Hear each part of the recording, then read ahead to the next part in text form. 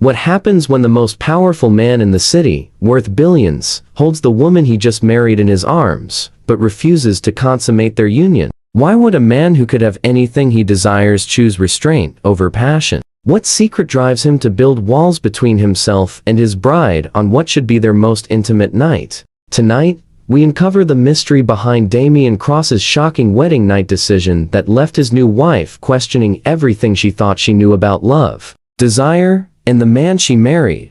The mysterious groomth. Question that haunted Natasha Bell as she stared at her reflection in her wedding dress was simple, yet terrifying. How well did she really know the man she was about to marry? 6 months ago, she had been painting portraits on street corners in Greenwich Village, barely scraping together rent money for her tiny studio apartment. Her art was her everything, but it wasn't paying the bills. Then came the collision that changed her life forever. She had been rushing to deliver a commissioned painting when she literally ran into Damien Cross outside the Plaza Hotel. The canvas went flying, paint splattering across his $1,000 suit. Instead of anger, she found herself looking into the most intense blue eyes she had ever seen. Damien Cross, the 32-year-old CEO of Crosstech Industries, a man worth more money than she could comprehend, simply smiled and said, "I think your art just found its way to me." What followed was a courtship that felt like a fairy tale. Private jets to Paris for dinner, exclusive gallery showings, nights spent talking until dawn about dreams and fears. Damien seemed genuinely fascinated by her world, her struggles, her passion for creating beauty from nothing. He bought her paintings not out of pity, but because he claimed they moved him in ways he had never experienced. The proposal came during a candlelit dinner at his penthouse. The ring was exquisite, but not ostentatious, perfectly reflecting her taste rather than his wealth. "Natasha," he had said, his voice unusually vulnerable, "you've shown me colors I never knew existed. Will you paint the rest of my life with me?" Now, as she walked down the aisle of St. Patrick's Cathedral, Natasha felt the weight of 1,000 curious eyes upon her. The society pages had been brutal, calling her a gold digger, questioning what a nobody artist could possibly offer New York's most eligible bachelor. But when she looked at Damien waiting at the altar, devastating in his custom tuxedo, all doubts melted away. Their vows were heartfelt and personal. Damien promised to protect her dreams as fiercely as he protected his business empire. Natasha promised to bring warmth and authenticity to his carefully ordered world. When they kissed to seal their union, she felt complete for the first time in her life. The reception at the Metropolitan Museum was magical. Surrounded by priceless art, they danced as if they were the only two people in the world. But as the evening progressed, Natasha noticed something strange. Despite his attentiveness, despite his loving words, there was a tension in Damien's shoulders, a guardedness in his eyes that she had never seen before. Back at his penthouse, now their home, Natasha changed into the silk nightgown she had chosen specifically for this moment. Her heart raced with anticipation and nervousness. She had been intimate with only one man before, a college boyfriend, and that experience had been disappointing at best. But with Damien, she expected something transcendent, a physical expression of the deep emotional connection they shared. When she emerged from the dressing room, she found Damien standing by the floor-to-ceiling windows, still in his dress shirt and trousers, staring out at the glittering Manhattan skyline. The city lights cast shadows across his face, making him look like a stranger. "Damien?" she called softly. He turned, and the look in his eyes made her breath catch. It wasn't desire she saw there, but something that looked almost like pain. "Natasha, we need to talk." She approached him slowly, confusion clouding her features. "What's wrong? Did I do something?" He reached for her hands, his touch gentle, but his grip firm. "You're perfect. You're everything I never knew I needed. That's exactly why we can't do this tonight. I don't understand," she whispered, hurt beginning to creep into her voice. Damien led her to the leather sofa facing the windows. The space between them felt like an ocean. "I've never told you about my parents' marriage," he began, his voice strained. "My father was a wealthy man, who married my mother for her beauty. She was young, naive, overwhelmed by his world. Their wedding night was the beginning of a nightmare that lasted 20 years. Natasha felt her stomach clench. "Damien, I'm not your mother. I know that," he said quickly. "But I also know that I'm asking you to enter a world you've never experienced. The pressure, the scrutiny, the expectations. I've watched you struggle with the society pages, seen how the whispers affect you. I won't add physical intimacy to that burden until I'm absolutely certain you're choosing me, not just accepting what you think is expected." She stared at him, trying to process his words. "Are you saying you don't want me?" The pain that flashed across his face was unmistakable. "I want you more than I've ever wanted anything. That's precisely why I'm going to wait." "Wait for what?" "For you to be completely comfortable in this world. For you to know, without any doubt, that when we make love, it's because you truly desire it, not because you feel obligated." He stood and moved to the window again, putting distance between them. "I'm moving to the guest room tonight. We'll live as husband and wife in every way except one, until you come to me of your own free will." Natasha felt tears sting her eyes, but they weren't tears of rejection. They were tears of recognition. In a world where men often took what they wanted without thought, her husband was choosing to protect her even from himself. "How long?" she asked quietly. "However long it takes," he replied, without hesitation. "A month, 6 months, a year. Until you look at me and know, without any doubt, that you're ready to give yourself to me completely because you want to, not because I'm your husband." As they stood there in the soft glow of the city lights, Natasha realized she had married a man far more complex and honorable than she had ever imagined. The question that would haunt her for months to come was simple. Would his patience ultimately bring them closer together, or drive them irreparably apart? The test of patience. 3 months into their unusual marriage, Natasha had begun to understand the true meaning of temptation. Living with Damien Cross was like being perpetually on the edge of a cliff. Knowing that one step forward could lead to either flight or destruction, their daily routine had developed an intimate rhythm that was both comforting and maddening. Each morning, she would find a fresh cup of coffee and a handwritten note waiting for her in the kitchen.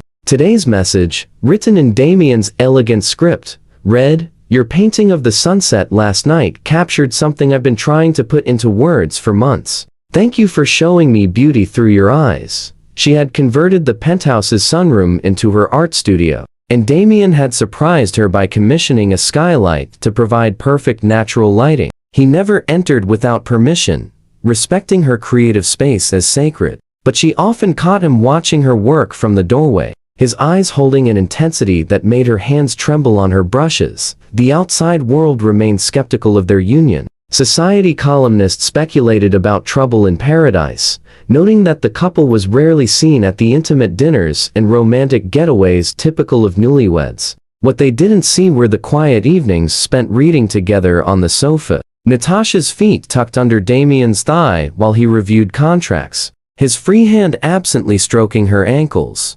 They had developed their own language of almost touches. His fingers would brush hers when he handed her a glass of wine. She would straighten his tie in the morning, letting her palms rest against his chest just long enough to feel his heartbeat quicken. These moments of restrained intimacy were becoming more electric than any passionate encounter she had ever experienced. The real test came during their first major social appearance as a married couple. The Whitmore Foundation Gala was the social event of the season, and Natasha knew all eyes would be on them. She chose a midnight blue gown that hugged her curves elegantly, and when Damien saw her, the hunger in his eyes nearly shattered his careful control.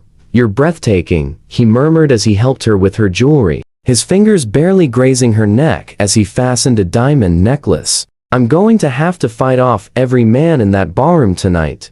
At the gala, they played their parts perfectly. Damien's arm never left her waist. His attention never wandered from her face when she spoke. To observers, they appeared to be a couple deeply in love. But Natasha could feel the tension radiating from him like heat from a flame. During their dance to a slow jazz number, their bodies pressed together in socially acceptable intimacy. Damien whispered in her ear, "You're killing me, you know that?" "Good," she replied, surprising them both with her boldness. "Because this is killing me too." His grip on her waist tightened almost imperceptibly. Natasha, don't what?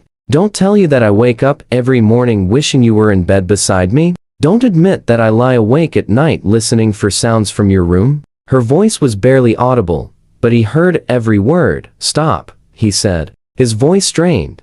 Don't confess that I'm falling deeper in love with you every day, not just because of your kindness or your mind, but because of the way you look at me, like I'm something precious. She pulled back to meet his eyes, her own blazing with frustrated desire. When will you believe that I choose you, Damien? When will it be enough? The song ended, but they remained locked in their embrace for a moment too long. Several cameras captured the moment, and the next day's society pages would run headlines about the intense chemistry between the mysterious couple. That night, back at the penthouse, the air between them crackled with unresolved tension. Natasha stood in the living room, still in her gala gown, while Damien poured himself a drink with hands that weren't entirely steady. You want to know what I see when I look at you? He said suddenly, not turning around. I see a woman who gave up her independence, her simple life, her dreams of slowly building her career, all to marry a man she'd known for 6 months. I see someone who might wake up one day and realize she made a terrible mistake. And you want to know what I see when I look at you? She countered, moving closer. I see a man so terrified of becoming his father that he's punishing us both. I see someone who thinks love is something you have to earn, rather than something freely given. He turned then, his blue eyes stormy. My father destroyed my mother with his selfishness. She became a shadow of herself, lost in a world she never understood. Married to a man who saw her as a possession. I am not your mother, Natasha said firmly. And you are not your father. But if you keep treating me like I'm too fragile to make my own decisions, you might become something worse than him. You might become someone who destroys love in the name of protecting it. The words hung between them like a gauntlet thrown down. For a moment, Damien looked as if he might cross the room and take her in his arms. Instead, he set down his drink and walked toward the hallway. Good night, Natasha, he said, without looking back. Good night, husband, she replied. The word carrying both affection and challenge. As she watched him disappear into the guest room, Natasha made a decision. She would not spend the rest of her marriage waiting for permission to love her husband completely. Tomorrow, she would begin showing Damien Cross that patience was a virtue, but so was courage. The question that would drive the final act of their unusual courtship was no longer when Damien would be ready to accept her love, but whether he would be brave enough to accept it when she finally decided to give it completely, with or without his permission. Love's true victory. 6 months after their wedding night, the answer came in a way neither Damien nor Natasha could have predicted. It wasn't a moment of passion that finally brought them together, but a moment of pure vulnerability that shattered every wall between them. The breakthrough began with a phone call that changed everything. Damien's sister, the one person whose opinion mattered more to him than the entire business world, was flying in from London for an unexpected visit. Rebecca Cross had been the motivation behind many of Damien's charitable endeavors. The little sister he had protected and supported through her battle with childhood leukemia, and the one person who could see through his carefully constructed facades. Natasha had never met Rebecca, and as she prepared for the dinner where she would finally meet her sister-in-law, she felt more nervous than she had on her wedding day. This woman's approval could change everything in their marriage. Rebecca arrived at the penthouse like a whirlwind, all flowing scarves and artistic jewelry, with their father's blue eyes and an immediately warm smile. So you're the woman who's managed to make my impossible brother fall in love, she said, embracing Natasha as if they'd known each other for years.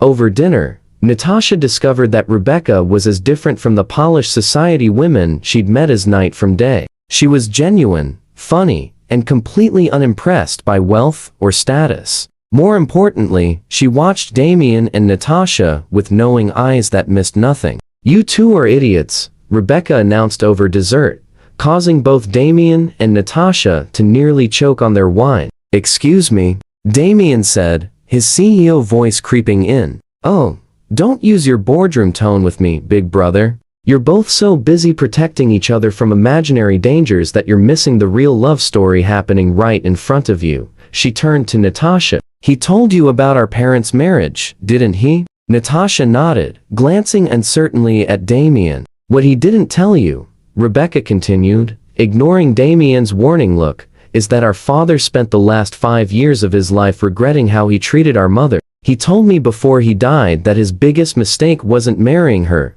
but not believing she was strong enough to handle his world. He protected her so much that he never gave her the chance to grow into the woman she could have become. The silence that followed was deafening. Damien stared at his sister as if she had revealed a secret he'd spent years avoiding. Rebecca, he said quietly, that's not the same thing, isn't it? She looked between them. Natasha, do you love my brother? More than life itself, Natasha replied, without hesitation. And do you want to be intimate with him? Heat flooded Natasha's cheeks, but she met Rebecca's eyes steadily. Yes, Damien, do you love your wife? You know I do.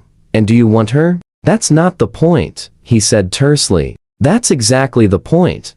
Rebecca stood, gathering her purse. I'm going to my hotel now, and I'm going to leave you two to figure out that love isn't about protection. It's about trust. It's about believing that the person you love is strong enough to choose you every single day. Not because they have to, but because they want to. After Rebecca left, the penthouse felt charged with electricity. Damien stood at his usual place by the window, but his posture was different, less controlled, more uncertain. She's right, you know, Tasha said softly. Is she? His voice was barely audible. You've been so busy protecting me from your father's mistakes that you've forgotten something crucial. She moved behind him, close enough that he could feel her warmth, but not quite touching. I chose you, Damien. Not your money, not your world.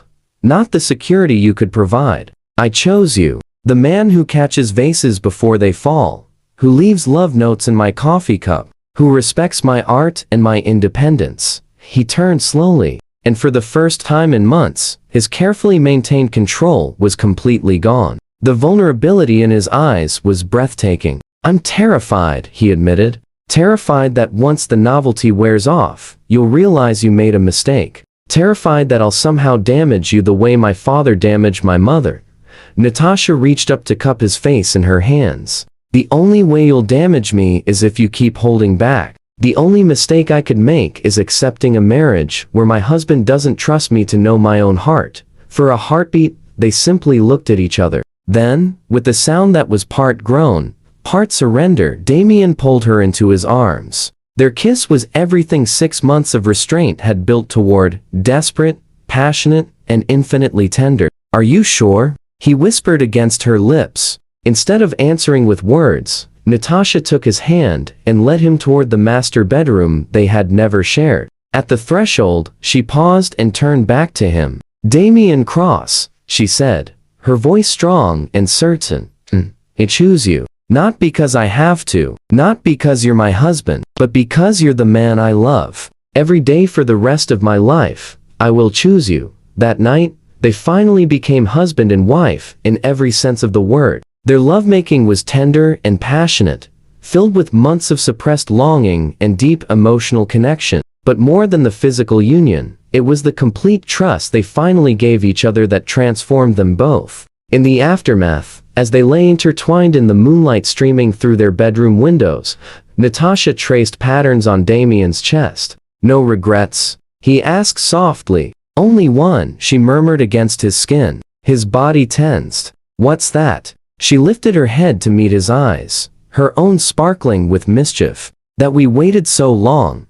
His laughter rumbled through his chest as he pulled her closer. I love you, Mrs. Cross. I love you too, Mr. Cross. Every complicated, patient, protective, wonderful part of you. As dawn broke over Manhattan, painting their bedroom in shades of gold and rose, both Damien and Natasha knew that their marriage had finally begun. Not on their wedding day, but on the night. They learned that true love isn't about protection or patience or perfect timing. True love is about trust, courage, and the daily choice to give yourself completely to another person, knowing they will cherish that gift for the rest of their lives. Moral of the story: the greatest act of love is not protecting someone from life's challenges, but trusting them to be strong enough to face those challenges beside you. True intimacy, whether physical or emotional, cannot be built on fear or obligation, but only on mutual respect,